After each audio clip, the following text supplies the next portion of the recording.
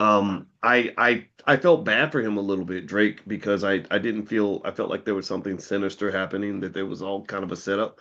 But since I never liked Drake's music to begin with, it didn't bother me, it didn't worsen my day or anything. But but speaking of that, I'm not here to really talk about his music. I want to talk about his activity. I want to talk about his actions, and I want to sort of lay out a financial lesson out of this, because what he's doing right now, unfortunately, is something a lot of celebrities are doing, and it's really disappointing and it's really harmful. And it's led me to really label them as financial drug dealers, or they're participating in what I call the financial fentanyl crisis, which is sports betting. You all saw recently what happened with the arrests with the players and all that stuff. We've talked about that part.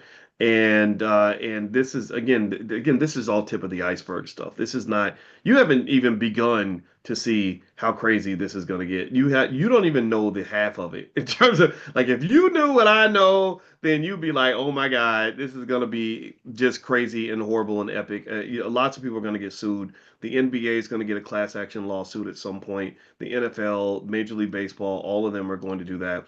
All the addicts are going to line up, and they're going to get good lawyers, because lawyers, remember, you live in a country where they treat addiction like it's what is it? A disability, right? Right, which I can't say I agree with that completely. I kind of think you choose to be a sucker, but hey, whatever. It's life. And the lawyers are going to show up, and they're going to get their money. They're going to get their bread, and they're going to file 100 billion. They're going to file multi-billion-dollar class action lawsuits over this. It just takes time, right? It just, sometimes. And again, that's the curse of being 54. It's like you're like, oh, I saw this before. I saw this 15 years ago, right? And I imagine it only gets worse as you get older. So in a way, you start to get to the point where you're like, man, I think I was born on the wrong planet. I was born on a planet called 1996, right? There's something about being my age where everything stopped making sense after 1999, because Prince used to sing about it. And then, like, you hit the 2000s and the 2010s and the 2030s and 2020s, and you're like, wow. I don't know if anybody else goes through this. That's how you feel. You're just like, okay, this ain't my world no more. These, what they doing, I don't even get none of this. Or you hear a Gen Z. Anybody ever heard like a Gen Z, or like somebody who's like 18 or 14 tell a joke, and they think it's hilarious, and you're like, I don't get it. Like, that's not funny. But they think it's really, my daughter, she's 15. I drive her to school. Her and her friends will say something. They'll be like, butter cakes. I'll be like, what's funny about butter cakes? That don't I like cake and I like butter, but I ain't never laughed about it, right? You just, it's crazy. Like, you just be like, what is so funny right now? And then they look at you like something's wrong with you, and I'm like, oh, you gonna get your chance. I told my youngest, I said, well, I said, everybody thinks you become this whole different person when you get a little older, when you mature. But you're not. You're not a different person. You're just an older version of yourself. So, like, most people, no matter what age they are, I don't know if anybody else feels this way. Tell me if you agree, but you can remember everything from high school. I remember who my best friend was. I remember what we did. I remember what mattered to us. And then you kind of gain this wisdom. But unfortunately, you have a society where sometimes we think that what young people do is more important than what older people know. Do you see what I mean? Like we really devalue the wisdom of our elders. We don't understand that there are OGs in the game that can probably explain to you exactly what you're going through in 10,000 ways. And this was what makes me sad about the breakdown of the Black family, is that we've lost that. We don't have that mentorship anymore. So you'll sit here, and I'll be sitting here like watching 21-year-olds ruin their lives on social, like in public, on social media. And I'll be like, wow, that girl needs a daddy. She needs, or he needs a mentor. Where's his OG at? Who's gonna come and slap him upside the head and tell him that he's walking right into a train wreck that's gonna end with death or prison? You want to do that, right? So this is why. So if you ever wonder why I am so frustrated by what I saw with the rapper Drake, and I'm gonna mention in particular the fact that he's got 142 million social media followers, and he's marketing gambling addiction, it just makes me sick to my stomach. And it's not because I'm trying to be a hater. I've been called a hater many times. That's actually like kind of a compliment. Like I think if you're a little older and wiser, you need to be a little bit of a hater. Like don't just go along with stuff because it's popular. You should go along with what's good and what's not good, right? So you speak against drug addiction for young people. You're not being a hater. You're blocking them from the excessive brain damage that occurs when kids start using drugs when they're 17 or 18. Like brain damage that can never go back. Brain cells that die that never come back. Anybody ever seen like somebody who used to be on crack, but they haven't smoked it in like 10 or 15 years, but they still a little weird? You ever see that? Like they might talk real fast, or things that they'll say something that they think makes perfect sense in their head, but it don't make no sense to you. They'll be like, well, the color blue is really in everything that you eat today, and when you eat color blue, it tastes like a cell phone, and they'll say it real serious, like you're really supposed to get it, and you'd be like, okay, right? So really, what I'm saying is, and I really wish every young person knew this, but of course, I'm not cool anymore. I'm just the old guy talking.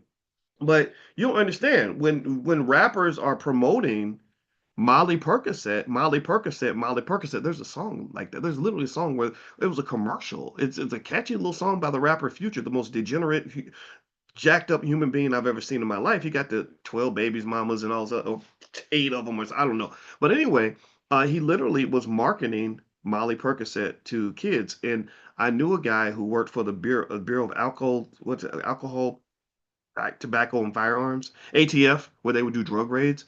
He said, I hate the fact that black kids are being promoted or being marketed this stuff because they don't understand that when you form that addiction in like 18, 19 years old, your brain is fried in certain ways. There's certain things you will never get back. And so I feel that it is our public responsibility if we care about our community to talk about this. And I don't care. Call me a hater. Call me a hater all day. I eat the hater out. My PhD stands for player haters degree. I'm a player haterologist.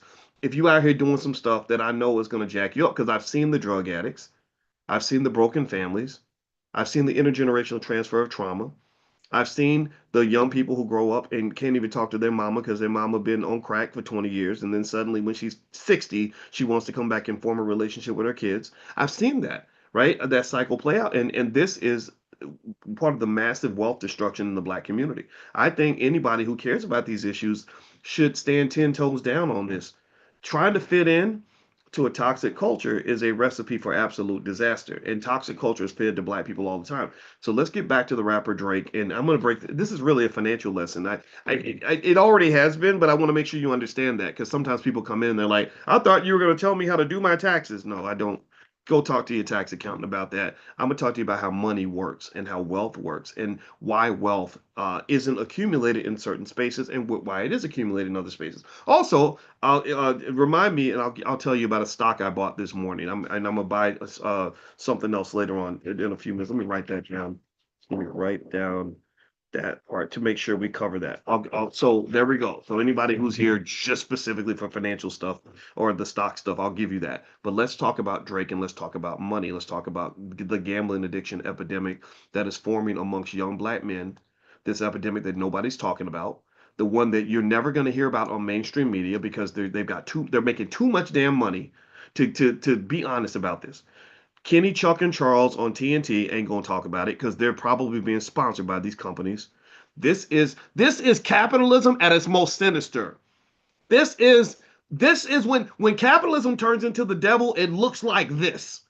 It looks like this. And again, I'm not a Negro running his mouth on the internet. I have a doctorate in financial psychology, and I'm telling you, this is the worst that it gets when it comes to the only thing worse is when the United States goes and decides they want to declare war on a country so they can go get their resources. That's the only thing I can think of that's worse than what's happening right now with this gambling epidemic. This is gonna be bad. It's already bad. But it can get so much worse. Destroying families. You ever have like a gambler, like an addict running a household? Has anyone ever done that? And maybe I'm passionate about this because I had a daddy who was a heroin addict. Heroin was so good that he didn't want to be. He wasn't even around. I was like, "Where's my daddy?" Oh, he at the crack house, right, or whatever, right? And then I had another daddy who walked away from heroin. I can't imagine what that was like, right? So drugs have really destroyed black families. It's murdered black wealth. It's walked up to black wealth and cut its throat like Chucky, and is holding his head up like this, like ha, I got the whole black community. Yo, I ain't never gonna have nothing because you love me, the devil of the dope, more than you'll ever love your children, more than you ever love that black woman, more than you ever love your own community, more than you ever love yourself. And you too much of a sucker to stand up against it. You don't speak out on it. So therefore, I will continue to destroy future generations. I will be a curse like Ham in the Bible and make sure that you never ever know what it's like to be safe, happy, and prosperous because I'm always going to be your mama and your daddy and that nigga in the alley. And I'm going to be your friend when you need a true friend. Yes, indeed. Right? You know me. I'm your friend. I'm your brother till the end. I'm your pusher.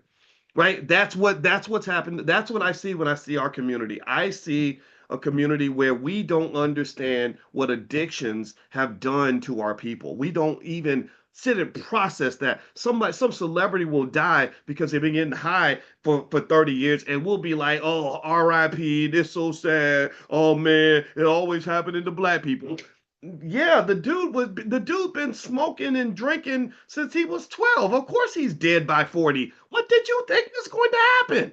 So here's and remember when this dude dies, he's got kids. He's got a family. DMX died early and he had God knows how many kids. And if you saw when Ayana Van Zant brought his son, DMX's son, did anybody see that? Where he had to meet his son, he had to talk to his son was so hurt. His son was ashamed. His son wasn't like, "Yeah, dog, you made Rough Riders, man. You're my hero." His dad was like, I mean, his son was like, "Man, I'm disappointed in you. You don't love me." And he's like, trying to be defensive, and it was sad. Let's go back to the Drake thing. And DMX hated Drake, which that was something I liked about DMX because I'd never liked Drake's music either. But maybe it's because I just don't. I've never I know people make choices now, but I've never had a vagina attached to my body, so maybe that's why I can't appreciate Drake's music. I don't know. But anyway, because my wife likes Drake and our girls like Drake, but it's not my thing. But here's what Drake does have that I'll never have. He has 142 million followers on social media, and he's been paid handsomely, not just to promote sports betting, but to portray a lifestyle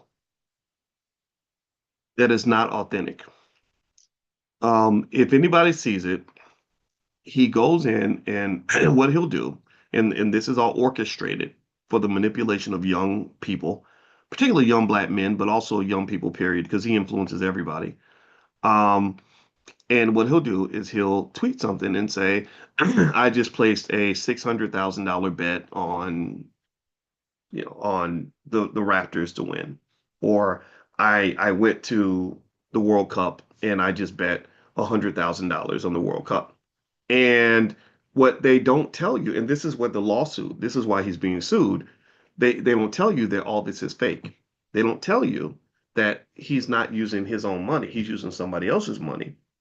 And so what's the reason that he's telling you in public is because they're saying, well, we give 100,000 to Drake and get him to talk to his 142 million followers about what he's doing.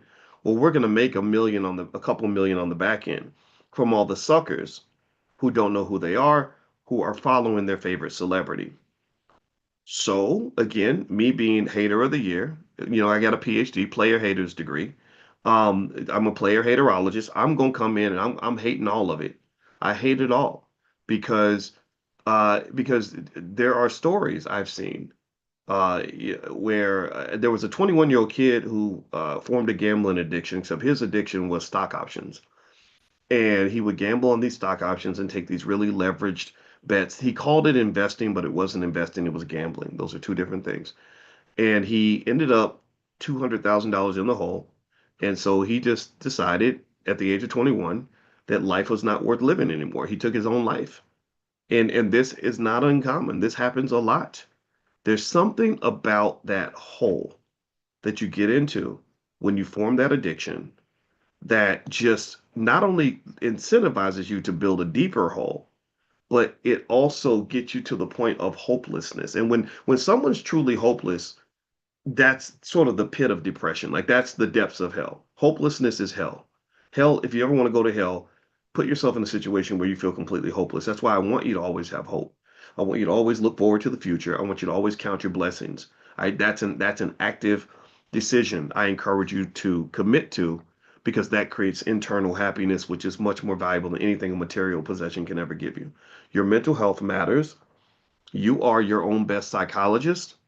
When you get up in the morning, you must reset your day so that you are in the zone that you want to be in, that you are have the mindset that you need to have. And remember, excellence is a subscription that you decide to renew every single morning. You must renew it every morning. This has worked for me.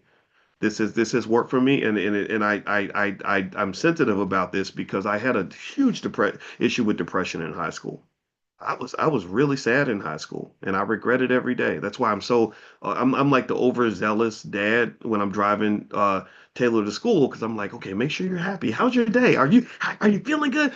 Come on, today's gonna be a great day. And she thinks I'm half crazy, and the reason I'm doing that is because I'm like, I just don't want you to go through what I went through. I don't want you to feel the pain that I felt. I was really unhappy, and I didn't know why. And in hindsight, I think it took me 20 years to figure out the reason I was sad and depressed was because my parents were sad and depressed. My father was a police officer. Lord Jesus, every time he went to work, there were drug dealers trying to murder him. He was a Vietnam veteran. When he was 17 and went to Vietnam, they pushed him out of the airplane and he slept in a bunker in a ditch that night and had to hear mortar fire going off in Vietnam. So of course the heroin was an escape to get away from the hellhole that this damn government put him into over their useless war that was fought over some rich guy's money. Right? My mother has gone through only God knows what. My mother had a depression issue, and she talks about that living in fear. I don't know exactly what she was afraid of. I don't know exactly everything that happened to her, but I know that it must have been bad. And so because of that, the energy in the house was not always usually positive. Even if you came in and you said something positive, somebody would say something negative that would kind of neutralize the positive statement. So I became obsessed with positivity, I think, when I moved out of the house because I suddenly realized that about 19, suddenly it's like the sun came up and suddenly optimism became possible, and I read books about it and about attitude, and I learned a long time ago attitude is everything. Your attitude about anything you do is everything. That's why I always say I always win even if I lose. Like that's literally something I believe to the core, and I believe it's true for you as well if you are willing to consider and embrace this. You always win even when you lose. If you have the right attitude and you never give up and you always do your best, I tell my son, I say you're a winner because you showed up as a man and you did your absolute best you could do, and you're working to improve yourself every day, and you're pushing forward, and you have goals and dreams, and that's a winning attitude. So you win with your attitude. You don't win just with the outcome. The outcomes are going to vary, but the attitude can remain the same. Do you understand what I'm saying?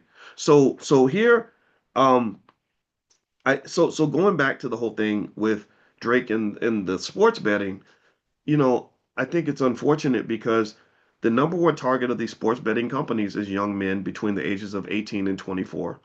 Uh, Up to 35 is about when the cutoff happens. Because about 35, you done fucked up enough that you realize like, okay, I got to get it together because I got kids and I got a wife now or a husband or whatever, and I got to make better decisions. But and also for men, 35 is like kind of a maturity point because your testosterone starts to drop. It drops 1% per year roughly every year after the age of 35. So when women would ask me about marriage, I say, yeah, I think men over 35 are better for marriage than men in their 20s. I think in their 20s, there's a lot of extra energy.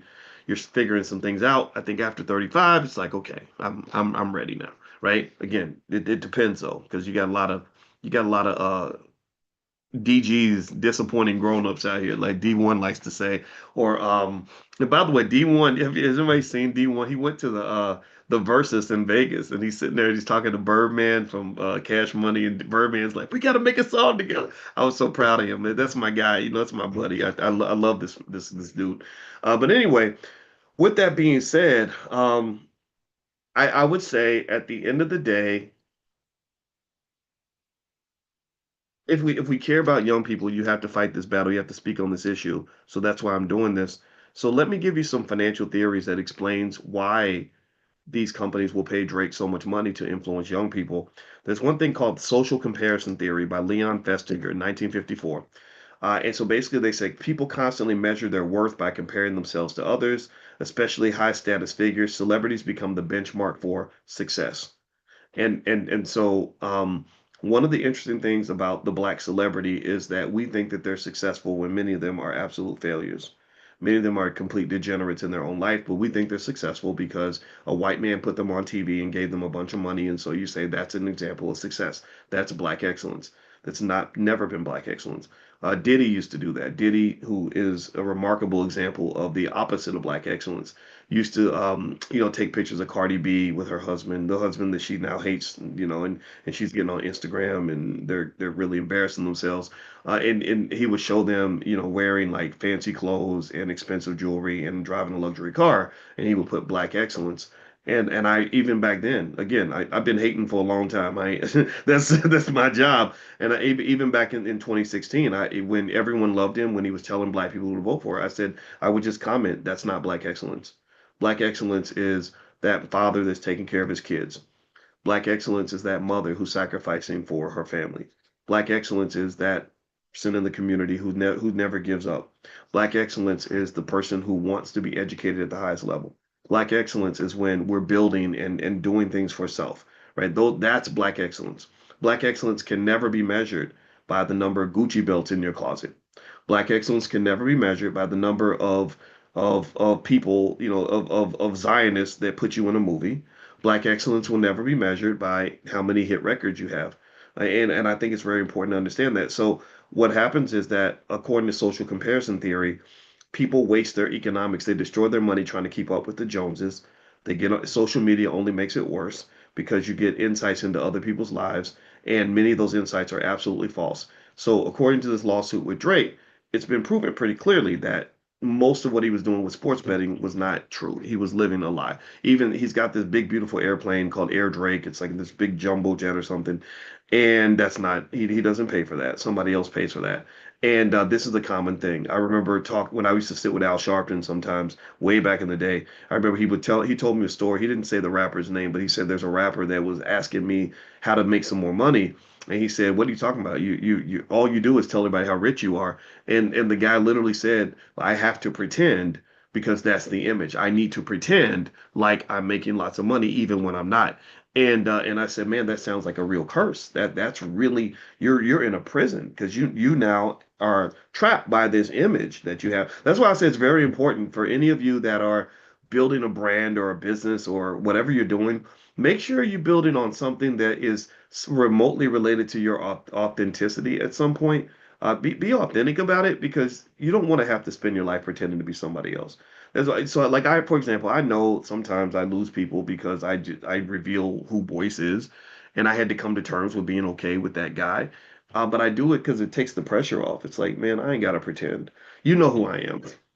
You know who I am. And here's the thing. And if you're gonna believe the bad things about me, I need you to also believe the good things about me too. Right? Okay. Yeah. He's sometimes he cusses or he's not politically correct or he's not a hardcore Democrat like everybody wants him to be. And I'm not a Republican either. But still, this guy does have a real doctorate in finance from the Ohio State University. He was one of the best on earth at what he did.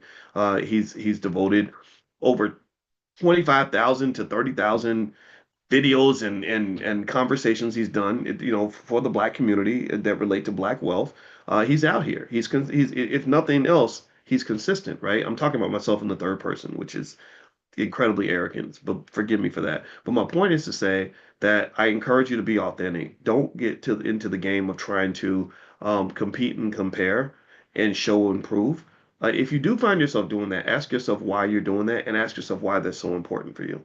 Do that work when it comes to being mentally healthy enough to be okay with who you are, even if you're not where you quite want to be, right? And really, I heard a saying that says that you'd be amazed at what other people thought about you if you realize how little they actually think about you. Most people ain't really thinking about you like that. So you dedicated your whole life so you could drive past the neighbor in a Mercedes, and the neighbor sees the Mercedes, they're like, "Ooh, nice car," and then they go on about their lives. They ain't thinking about you, right? So focus on you, focus on your life. All right. Anyway, so basically, viewers are expected to pressure to keep up, which leads to spending on status symbols instead of actual assets. So because you're trying to show off how much money you have, you buy these status symbols instead of actually doing things like investing. Investing sometimes investing is a little bit deceptive. You have a lot of rich people who look like they're struggling because all their money is going into their stock portfolio. Even LeBron James, I think I heard LeBron say he doesn't keep more than like $10,000 in his checking account, and it's probably because he's got his money locked up in his assets. So moving on, there's something also called parasocial relationship theory, and so what happens there is that fans form a one-sided emotional bonds with entertainers. So that means you're emotionally attached to them. They don't give a damn about you. They don't even know you. So they end up feeling like they know the celebrity personally. And I've actually seen this sometimes. I'm not a celebrity like Drake or anything like that, but people know me. I moved to Guyana and my wife comes upstairs. Guyana, we moved to Guyana. We weren't even in the city. We were in the country. And I had done an Instagram video and the house was in the background and there was a guy from Guyana who recognized the house. And my wife wakes me up and she goes, one of your fans is in the kitchen. I said, what? What did you say? She's like, yeah, one of your fans is in the kitchen. I said, let somebody just come up in the house. And there was a guy in the kitchen. He was a very nice man, very smart man. But I was like, please don't do that no more. Don't be letting people up in our house like that. But this was in Guyana. And I didn't even know anything about Guyana before I went there. I just went there because my wife was going and I'm gonna follow her anywhere. And she wasn't my wife at the time, but I wasn't gonna let her go to another country by herself. Because when she called me, she said, Boyce, I got the fellowship. I'm going to Guyana. I was like, oh, we're going to Ghana? She said, no, Guyana. I said, where's Guyana? I didn't even know where it was. So that's how ignorant I was. So, but yeah, so this happens, right? So these one-sided interactions, become a little bit interesting, right? Because sometimes we think that they know they're connected to us in the same way, and they're just it's just not always the same. And I try to respect that though, right? Like I think sometimes you'll have a celebrity that's like, "Psh, get out of my face." Like one of the worst things sometimes is to meet your hero. Like you meet somebody that you've been listening to their music for a long time, or you love all their movies, and you meet them and they're like a total asshole, or maybe they're having a bad day. I felt that way. Well, I'm not a big fan of Janelle Monáe, but I met her on the Breakfast Club and I didn't enjoy the experience. It wasn't a good experience. I don't know how she was feeling that day, but it wasn't a good experience. But I get it though. Sometimes they're tired, right? Because you meet people and they're like, oh my God, I'm so happy, and it's hard to match that energy, right? So ultimately, what happens is that when celebs promote products, fans that feel emotionally connected to the celebrity, they have an irrational response. So they feel that they're buying their product to support a friend. They're not sort of just doing something that they really want to do. They're doing it because, well, I love Drake because Drake has helped me get his music has helped me get through so many experiences in my life. So Drake is gambling. I want to gamble because I want to be like Drake. Or maybe he's selling something to the ladies, and the ladies, because the ladies aren't as influenced by the gambling culture. There's other areas as well. I'm sure he's got products he endorses that are for the women too. And so remember that, when you talk about celebrities or anybody you look up to. And black people have an especially bad issue with this. We lose trillions of dollars because we support celebrities and public figures who don't reciprocate. We have an issue with hero worship, and this has been scientifically proven. When Nielsen was explaining to corporations how to sell products to black people and how to make money from black people, the biggest thing that they mentioned, I'll never forget this, it was in the report. They said African Americans love celebrities and will do anything a celebrity says. Now, my argument is that it's a self-esteem thing. Our number one goal in life as black people in many cases is to be accepted by white people and to be seen, to be acknowledged. And I think you could save your child a lot of money by making sure that they feel seen and acknowledged early. But make sure they're seen and acknowledged by you, right? Measure their standard of success in a way other than the simple and the material. It actually in mathematics, there's something called a measure. There's a concept called measure. And what I learned from studying that is that different things are measured in different ways. So if you say, oh, that was a big deal, my first thought is a big deal according to who? According to what measure, right? Like, so if somebody says, oh, yeah, this Chinese superstar is going to prison. That's a really big deal. And I would say, well, I didn't hear anything about it because I don't live in China. But maybe if you're Chinese and you follow them on Instagram, it is a big deal in that universe. But in my universe, it's not a big deal, right? So my point is to say that when you're talking about Black success and you're talking about Black excellence, it's not just important to pursue Black excellence. It's important to ask the most important question, which is Black excellence according to whom? Does that make sense? According to what measure? How do you measure success? How do you measure excellence? Is it measured by athletic ability? Is it measured by how famous you are? Is it measured by how much money you have? If you measure Black excellence and Black success by money, then you're gonna lose. You're gonna by default become a white supremacist. Well, why would I say that? Well, because who controls the money in America? Who has the most wealth? White men. I can't compete with white men based on money. So if you look at me as a Black man and you're measuring me by how much wealth I have, I mean, sure, I've got more money than most Black people, but there are white boys out here that make $100 million a day. I can't compete with that. So if you have a one-dimensional criteria for measuring, if your consciousness is so low that you have a one-dimensional criteria for measuring success and excellence, and that one criteria is just money, like you think a man is a great catch because he has money, or you think somebody's good to have as a friend because they have money, or you think that someone is more remarkable and more important because they have money, then you're already going to lose the game because you don't even know how to play on the right damn field. You're playing basketball when really you could have been a tennis star, but you skipped the tennis court and went to the basketball court without remembering that you're only 5'4". So you picked the wrong sport, bro. Maybe you should have been a golfer. You are a fish trying to be a giraffe. Don't you dare ever. I know money. I study money. I've learned about money and I got some money. But don't you ever in your life measure the man that I am based on how much money I have in my bank account. Don't you ever do that. I'm competing on multiple dimensions. They go beyond these worthless green pieces of paper called a dollar bill. And don't you measure each other based on how much money you have. Sure, money is valuable. Money is powerful. Money is important. Go get your money. Make your money happen for sure. But don't you ever get to the point where you measure the worth of another person in your community based on how many little green pieces of paper they have. Do you know how many drug dealers have lots of money? Do you know how many destructive, horrible human beings have a big wallet full of money? Do you know how many sellouts and black buffoons have lots of money because they were the first ones to sell out? They would sell their mother up a river. So of course you're gonna have money. You sold your mama because you saw value in the money, but you didn't see value in your mother. So measure is important. Always before you play a game with anybody, always think, but step back and think about what game are we playing and what field are we playing on. Like we're trying to compare and compete. If let's say we're doing that, I'm gonna say, well, what are we competing on? Like, or like even dating. When I was single, I'd be like, well, okay, if I'm trying to compete with other men, I can't be measured by my height because I don't have a lot of that. Well, maybe I should go into spaces where men like me are valued. So maybe there are women who value men who are smart, pretty smart.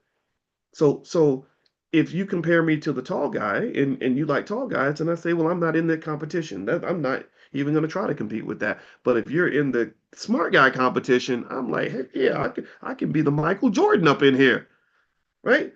So go places where you're valued. Go places where the measure works in your favor. To make it simple, let's do a simple example to help you understand value and measure and all that. I heard somebody use this example and I like it. You could have the same bottle of water, and if you sell this bottle of water in a gas station, it might cost $1. If you take the same bottle of water and you sell it in a grocery store, it might be $2. If you take the same bottle of water and you sell it in a drugstore, it might be $4. The same bottle of water on an airplane might cost $8. the same bottle of water in a fancy restaurant might cost $15. Do you understand the difference?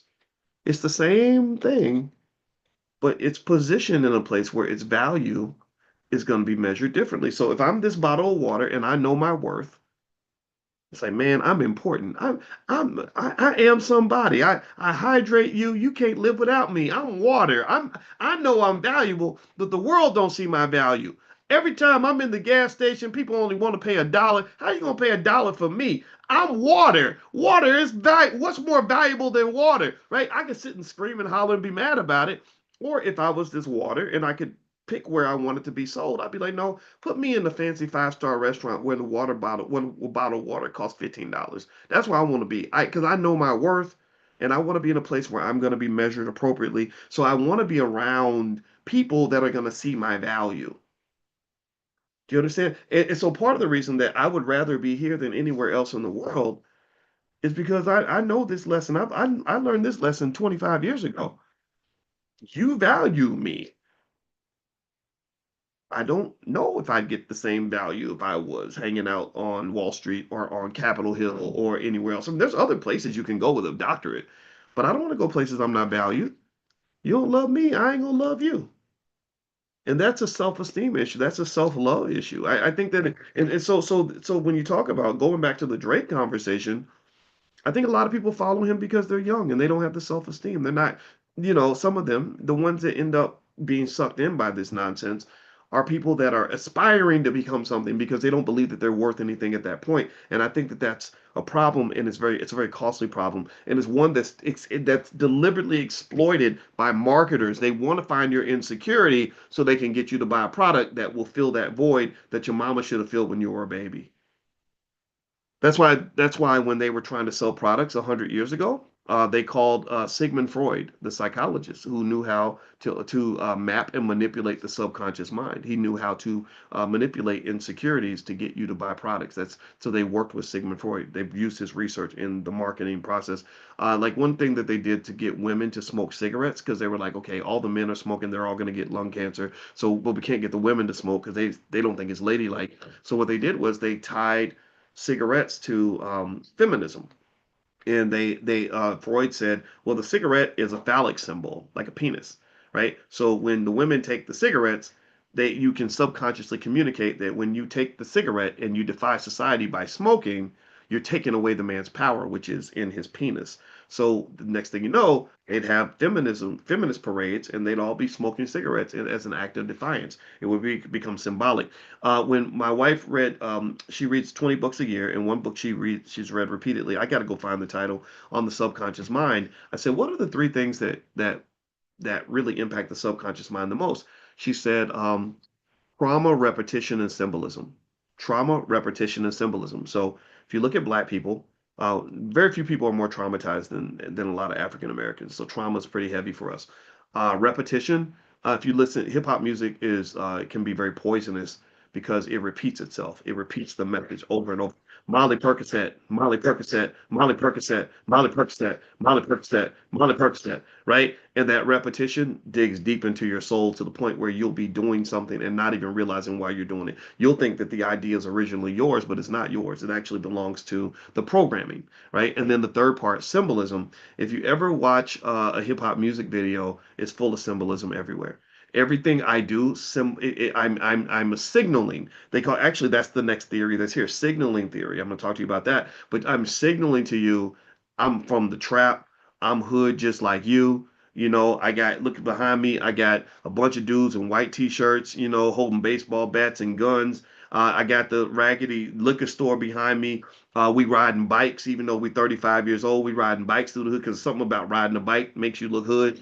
Also in my car, you gonna see so a weapon, some lady with a big booty who's wearing a bikini for some reason, and you're also gonna see jewels like chains. I'm gonna pull my chain out, so you're gonna see, but my chain's gonna be like this big, And what else are you gonna see? You're gonna see and I'm gonna be smoking something. You don't know what I'm smoking, but you're gonna see a puff of smoke, and you're gonna see me holding the cup. You don't know what's in the cup. You don't know what I'm smoking, but you'll know I smoke and I'm drinking. I got the women, the dope. I got the weapon, and and I'm the man in the hood, right? That there's the symbolism. A person could do that exact same song and put completely different imagery in that song, and the song will not be a hit because the imagery does not match the code. It does not signal the right culture. So this is what's done intentionally. And if you go watch a hip hop music video and study it one day, you'll see what I'm talking about. There's a formula for this. All right. So before I move on, let me mention a stock. I'm gonna go buy a stock right now. That's what we should start doing every morning. Just buy some stock. Here's a stock I'm gonna buy right now. Um, I'm gonna buy some Meta stock, Meta, META. And the reason I'm gonna buy Meta is because Meta just had an earnings announcement and their stock price dropped a little bit temporarily. And I think the stock dropped because Zuckerberg's plans on AI have led to him making heavy investments in AI. And what's happened is that the amount that he's investing, the growth in the expenses, is higher than the growth in the revenue. And but I think Zuck's going to be right about AI. I think that he's just very aggressive with it, and so I'm a fan of Zuckerberg. I kind of think Meta. I've made a lot of money with Meta stock in the past, so I kind of believe he's gonna hit the nail on the head with this. So I'm gonna buy some more shares right now.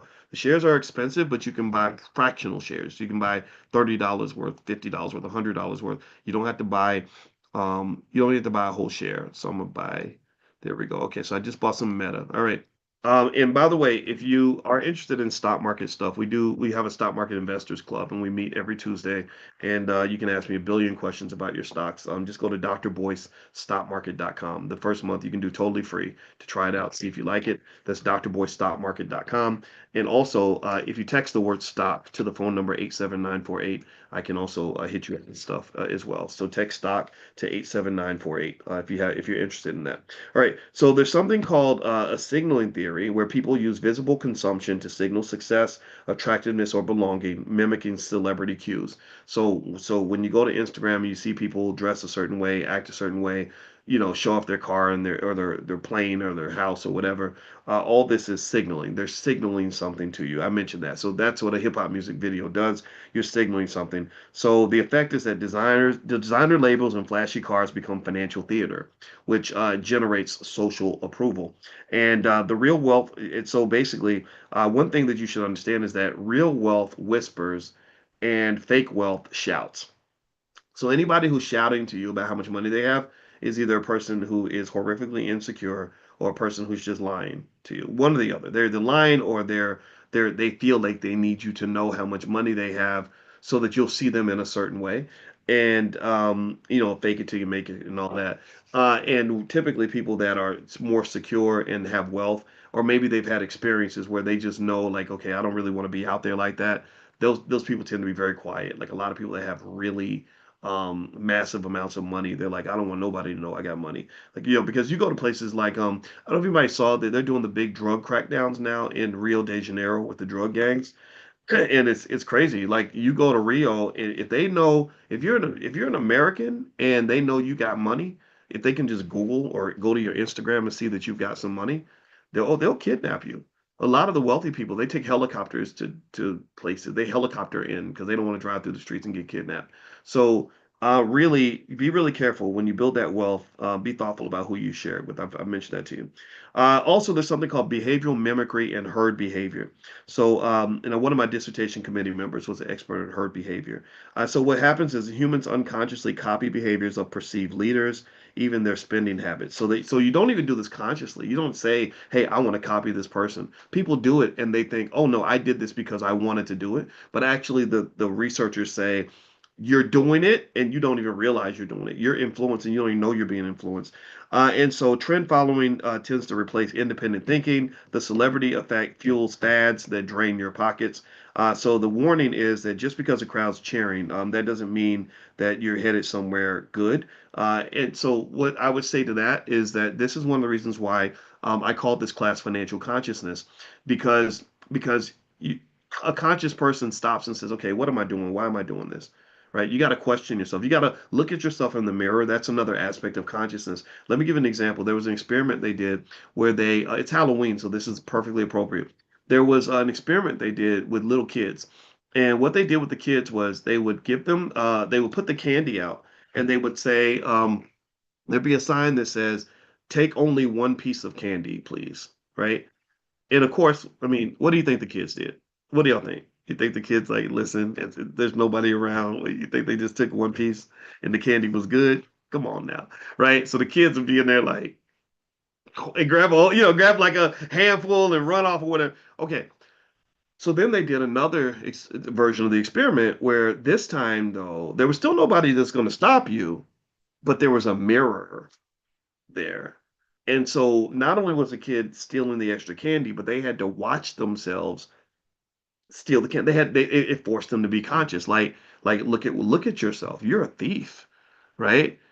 And the amount of candy the kids took dropped dramatically because they were embarrassed. They were ashamed they because their consciousness was up. They were like, no, I don't want to be a thief. I don't want to be a liar, right? So a lot of times when you stop and you look at yourself and you say, what am I doing? Why am I doing this?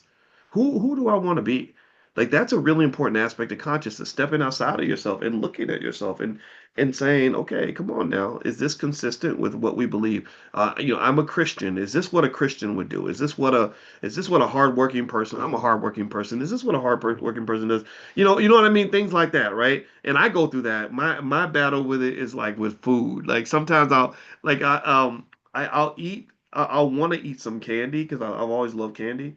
And my wife, she never tells me I can't eat it. She'll just go, boys.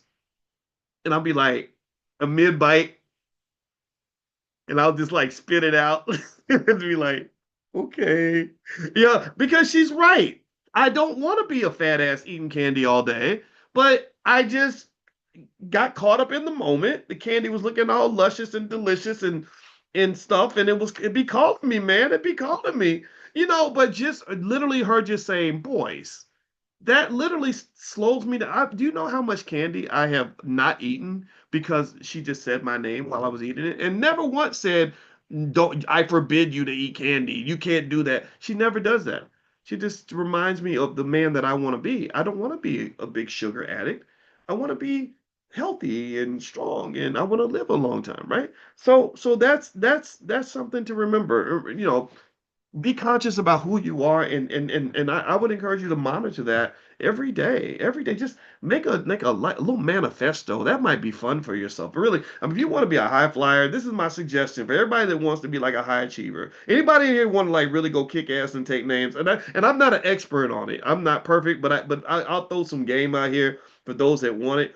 Here's what I think would be fun and for those that really want to go just really absolutely level up in your life. Make a manifesto. Make a manifesto for you. Who am I? What kind of person are you? I'm a person who fights for my community. I'm a great father. I want to be a great scholar. I want to be a thinker. I want to be a hard worker. I ain't no punk. Whatever it is you want to be, write it down. Pick like maybe 5 things, maybe 6, and just look at that. Have that there. Read it. The manifesto. Read it in the morning when you get up. Like, okay, this is who we're gonna. And don't try to be that person forever. Just try to be that person today. Do you understand? Forever is a long time. The next 30 years is a long time. Just be that person today. And then tomorrow, when you get up, read the manifesto again and say, I want to be that person today. And then what'll happen is you'll do it every day. And then the next day, you get up, you're kind of tired, you're feeling a little bit lazy. No, no, no, no, no. I want to be this person today. And then what'll happen is you'll just form a habit. You literally will engage in the productive manipulation of your own subconscious mind. If you're going to get programmed, then you might as well be the programmer. Do you understand? If you're going to program yourself, at least program yourself for something that's going to help you win. Train yourself to be a winner. Train yourself to be an optimist. Train yourself to be a great person. Train yourself to be a wealth builder. Brainwash yourself. Don't let other people, because other people are going to try to do it. And if you've already done it, then there won't be anything for them to occupy. An idle mind really truly is a devil's workshop. So a full mind must connect you closer to God. Did you catch what I was saying? I think that might have been bars. I might write that down. An idle mind is a devil's workshop. So that means that a fulfilled mind must bring you closer to God. So fill up your mind with all the healthy food that you wanted to have, every healthy piece of energy you need to be the person you want to be, and meditate on that, hypnotize yourself on that, repeat that, and next thing you know, ain't nobody gonna be able to mess with you. Can't nobody talk me out of who the hell I want to be. I'm gonna show up and tell you what the agenda is. You ain't never gonna tell me what the agenda is. I'm gonna listen to you. I might be in it, but I'm not gonna be of it. You ask me to go off here and try to be something other than who I chose to be. It's gonna be hard because I've already taken that space up. That's already been and you should do that with your kids too. This is how white folks get our kids. This is how racism happens, in my opinion. They tell our kids all this nonsense and they fill their identity up with a bunch of bullshit. And then our kids come home worshiping other people more than they love their own. Like they literally look up, like, well, we one day if we work hard, one day we can be just like them and be accepted by them. To hell with them.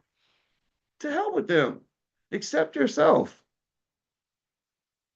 When I was 15, I liked a white girl. It was the only time. I never did it again. And her name was Kristen. And I don't know why I liked her. I was 15. You can't explain what you did at that time. And maybe it's because she had breasts or something, because you're 15, everything's interesting at that point. And she was on the track team, and we would go behind the bleachers and kind of hold hands. And I don't know if we kissed or not. I probably would remember that if we did.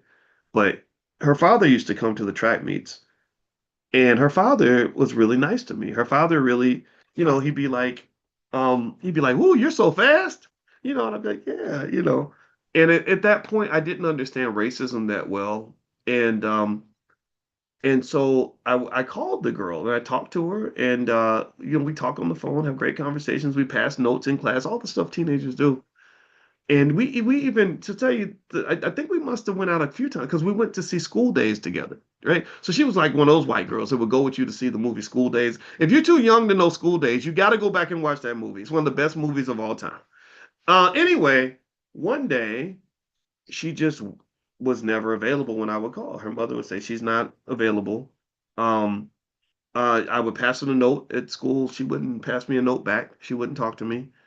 And I didn't know what was going on. Of course, my feelings are hurt. I'm like, what happened? What did I do? And then I find out from her. I just asked her. I said, "Is it because I'm black?" And she goes, "Yeah," because her father, he loved me as the little athlete on the track team, but he didn't want me dating his daughter.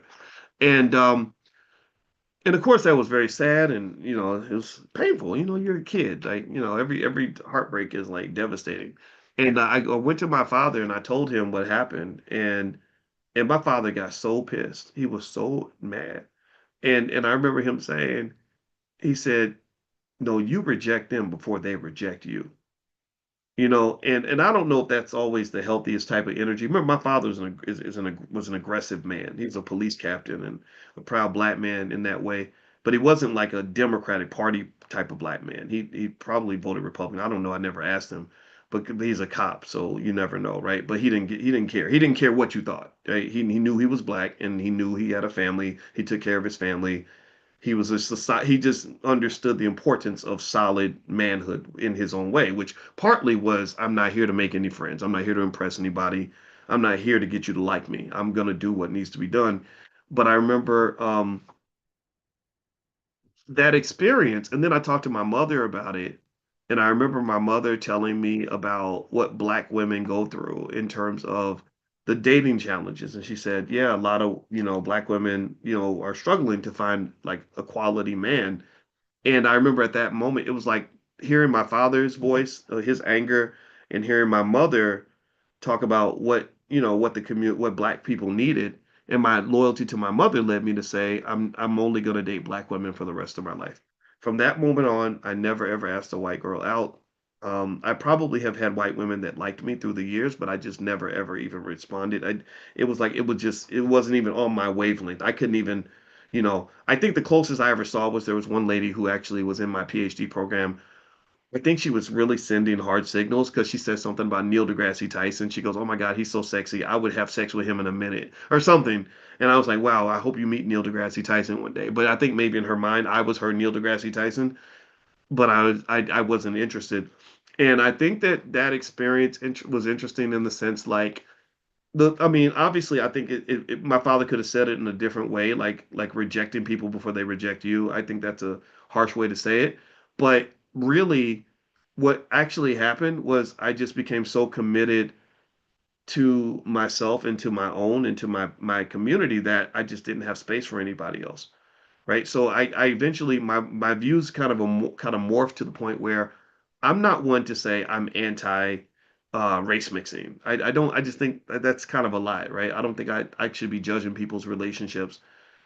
But I do kind of say like, well, I mean, there's a lot of women you could marry. So you mean to tell me there's not one black woman that could meet the standard? Like there's got to be, so if it's like supporting black owned businesses, you're not supporting a black owned business because your only option. You're supporting black owned business because, if one business disappoints you, there's probably another one that will do a great job. And you're actually pouring into something that matters for you. You're pouring into your own community, right? So why not support a black-owned business? Why not go out of your way to just say, this is just where I'm going to be? Now, if I get so much money that I just have to find businesses that are not black, then that's fine. But until then, that's going to be my top priority. And I think also that experience, I think me kind of seeing my value in that way. And actually, when I heard my mother talk about how important good black men are, I remember saying, I want to be a good black man. I want to be a good husband for some black woman one day. Because that's like something that I wanted to do, almost like an assignment, like out of loyalty to her. And so I really think kind of like if you just find something to do and something about yourself that you value, or find a mission and a purpose that matters for you, then you won't really care so much about trying to be accepted by others. You know what I mean? Like I don't spend all my time chasing down white folks, begging them to bring me into their circle, because not because I dislike them, but because I got something to do already. I'm already busy. And I think that's really important for black people, because I want you to pay attention to how many black people there are who are just genuinely hurt that white people won't accept them.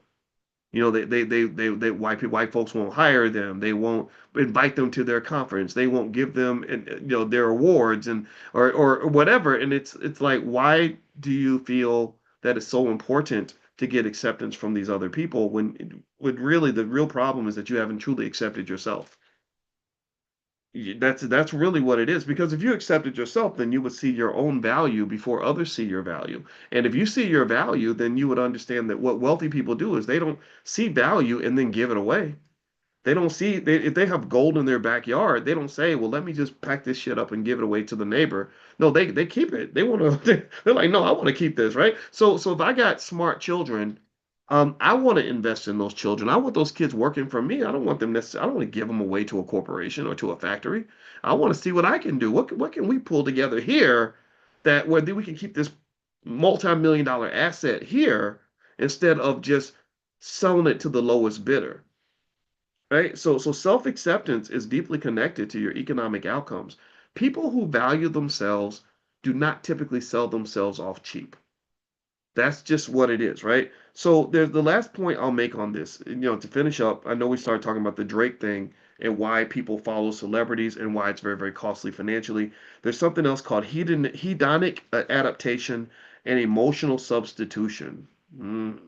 So here's what's happening. People chase the emotional highs of consumption, that's like buying stuff, to fill psychological gaps, stress, envy, and boredom. Celebrities model the fantasy escape. So modeling your favorite celebrity, copying your favorite celebrity helps you to escape these emotions that you have that you don't want to deal with. The stress, the envy, the boredom. Like I'm jealous of people. I'm bored. I'm stressed out all the time. Right? I'm stressed out because I have to go to the plantation every day. I'm envious because you're free and I'm not, and you have things I wish I had. And maybe I'm bored because I haven't found a purpose. So my purpose becomes scrolling through Instagram, studying the lives of other people. So what happens is that you get a temporary pleasure that becomes a spending cycle. And what that does is that kills your savings. So you're spending money partly for the same reason that people stress eat or they eat when they're bored. You spend money when you're bored. And so at the end of the day, finding a purpose is a really important component to becoming a good investor and a wealth builder. A person that has a purpose sees something and says, "I want to pour into this because this thing matters to me. This is a high on my priority list. This is consistent with my values."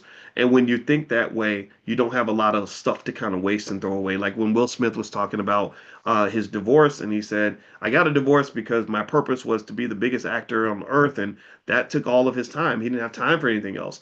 But then what he realized though is that family is important too. So he made family important, just like becoming the biggest actor on earth, and that's what he poured into. And so I imagine with someone like that, you're not going to have a lot of free time and a lot of extra whatever. It's like, no, everything I have is being poured into this thing because I thought carefully about who I am, what I want, and this is what I'm pursuing. So what do you want? Who are you? What's your purpose? A person that is purpose driven is very difficult to manipulate. A person who's purpose driven is not going to be an idle mind. A person who's purpose driven is not somebody that's going to just follow the crowd because they've already got somewhere to go. So if you do that, then that's going to not just improve the quality of your life, but it's also going to really have a dramatic impact on your ability to build wealth. Okay, so find your purpose. What is your purpose? All right. So let me give you another stock before I go. Another stock I bought shares in today is Alibaba. The ticker symbol is BABA. So feel free to look up Alibaba and take a look. I'm not telling you what to do. I do not give investing advice on this channel, but I did buy some shares of Alibaba. And I'm gonna see right now if there's another one that I think I want. What I do is when I have a stock that I like and I like the thesis, I'll wait for the stock to have a bad day. And when it has a bad day, I'll buy more shares on that bad day. Okay, what is this one here? Oh, okay. Huh. Okay, let me see. Let me find one more. Ooh, I don't think I want to. You know what? I think I want to buy more shares of McDonald's. Don't worry, but I think if there's a recession, McDonald's stock has not done that well this year. That's the only concern I have. But but I think that I'm gonna buy some shares of that. So because that's a quality company, they just know how to make money. And if there's a recession, I imagine McDonald's stock will probably benefit because a lot more people will be eating fast food. After Trump gets finished killing the jobs, everything else. All right, so let's see. One more thing too. If you haven't taken a look yet, we do have the new AI flashcards for kids, and we have crypto flashcards for kids. So educating your own kids is something that we believe in. So if you go to drboycebooks.com, you can do that, or also you can get an autographed copy of my book, The Ten Commandments of Black Economic Power. So feel free to go to drboycebooks.com and take a look. And we got resources that I think will help your family. Also, if you're not on the text list for this class, pull out your phone, text the word morning to the number 87948, and I will text you in the morning to invite you. If you don't answer the text after a few times, I'll stop texting you. The system automatically takes you out if you feel like we're bothering you too much. Our goal is not to bother you. We don't want to talk to anybody that doesn't want to be here. But if that's of interest to you, then text the word morning to the number 87948, and I will hit you guys up every morning. We do this 10 a.m. Eastern every day without fail, and it's 7 days a week because we're serious about this wealth, and repetition is the key to success. So we're going to keep on repeating. God bless.